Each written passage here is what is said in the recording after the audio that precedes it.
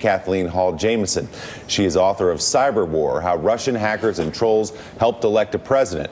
What we don't, can't, and do know. Also with us, former FBI special agent and MSNBC contributor Clint Watts, and senior video reporter at the Wall Street Journal, Shelby Holliday. Good morning to you all. Good to see you. Kathleen, let me start with you. What's your assessment of what we learned just in the last 24 hours with these new reports prepared for the Senate Intel Committee, not just about the extent of Russian interference and Russian hacking during the campaign, but now what we're learning after the campaign as Russia went after Robert Mueller as he began his investigation into the president and into Russian interference?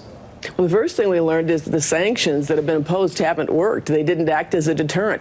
We also see a shift toward Instagram, which is interesting because first, that's an effort, I suppose, to reach younger voters. Younger individuals have their attitudes still being shaped about voting, key constituency, but also that's a shift toward a platform that is probably engaged in less policing. It's been has a lesser focus from policymakers and from the public. So less cause for concern, probably more capacity to influence. Also, we learned that the platforms have not been fully disclosive. What they've told us in the past, there really weren't groups being targeted by the Russians. Yes, there were. There weren't voter suppression efforts. They suggested, yes, they were. And they tried to focus us on the impact of the advertising, which was small, instead of on the viral content, which was great. These reports document extent and depth and cross-platform activity. So, Clint, explain, if you can, for our viewers, how this worked in terms of suppressing African-American vote, for example. Right. What exactly could Russia do? What could it put into our political bloodstream that would achieve that? The whole idea is to erode trust in elected officials and confidence in institutions. So, for example, you might say out there, well, look, you're going to show up to the polls and maybe you won't get a chance to vote, or you may not be registered, or this is the way you can go vote, and it's totally bogus. Right. There are ways you can misdirect or suppress, but the whole idea overall, whether it's African Americans before the election, or I think it was Hispanics really, beyond the election, is to erode trust and confidence in government institutions, and you do that by playing both sides of it. So, Shelby, how easy has it been for the Russians to do this, and how flawed are Instagram, Facebook, and everything in that they cannot pick these things up quicker? Yeah, we learned a lot about that in this report because Russians, while they were very sophisticated and it was very easy for them to do these things, they actually used IP addresses from St. Petersburg. They used Russian phone communications companies. There were a lot of hints that social media companies had to know ahead of time, wow, these people are posing as Americans. They're not actually in America. So social media companies have been criticized for responding to this too slowly.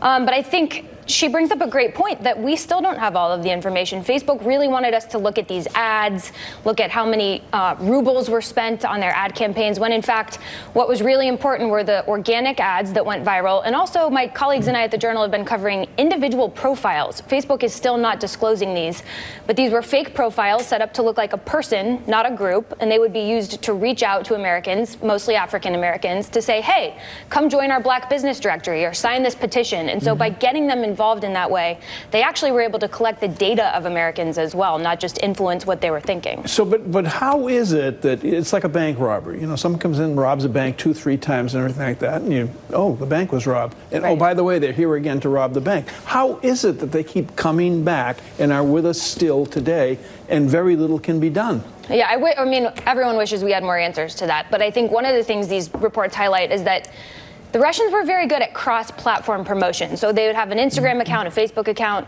Twitter, PayPal, a website. And so when one platform got shut down, they would push people to the other platforms that were still active. And they built these brands that made people think, wow, this is a real organization. I've talked to a lot of people who interacted with them, and they said, well, they had a website that had an address in New York, so I figured they were a real thing. They had a PayPal account. I knew that they were doing, transactions. So because they had all of these platforms going at the same time, it was easy for them. It's like whack-a-mole. It was easy for them to pop back up. So, Kathleen, there's been frustration, obviously, since we learned about Russian interference in the 2016 election, with both the government for not doing more since then to stop it, and with social media platforms for not being tougher on it, even to this day. What do we do at this point? Is it just a fact of life that there's going to be some level of social media interference in our democratic process? It's going to be a fact of life, and they're not simply going to be trying to rob the same bank. They're going to be moving to the SNL down the street, and then the electronic banking system, and then your credit union. And in the process, we're going to have to adapt to their various changes and increase the vigilance in places that we haven't been looking. We need to look at passing the Honest Ads Act, which would focus on disclosing who's being micro-targeted. And we need to look at increased privacy protections so that those people who are in charge of these platforms carry severe penalties if our data are misused to micro-target us.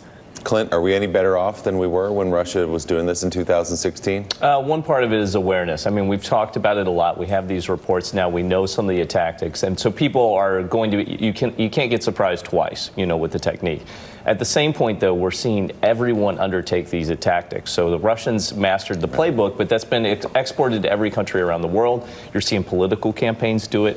They have greater technology. That's really what I'm worried about over the horizon is they will be able to make better bots. They will be able to harness data and aggregate it in ways like we talked about with Cambridge Analytica. This will give them a decisive advantage. And the third thing, which we really got to be worried about, is deep fakes, audio and video. Yeah. If you can make audio and video that is false, that travels much quicker. It can go viral much quicker than text, like we talked about with these reports. And we've already seen examples of that. It's incredibly convincing. You can create a speech by a president of the United States or a world leader that says some incredibly inflammatory things that looks as real as can be. And we've seen the White House retweet video that has been modified to support the agenda that they want. So this is a very dangerous phenomenon, I think, going forward that anybody can really undertake. So what's the one thing, Shelby, we should be doing as a country that we're not doing to stop all this?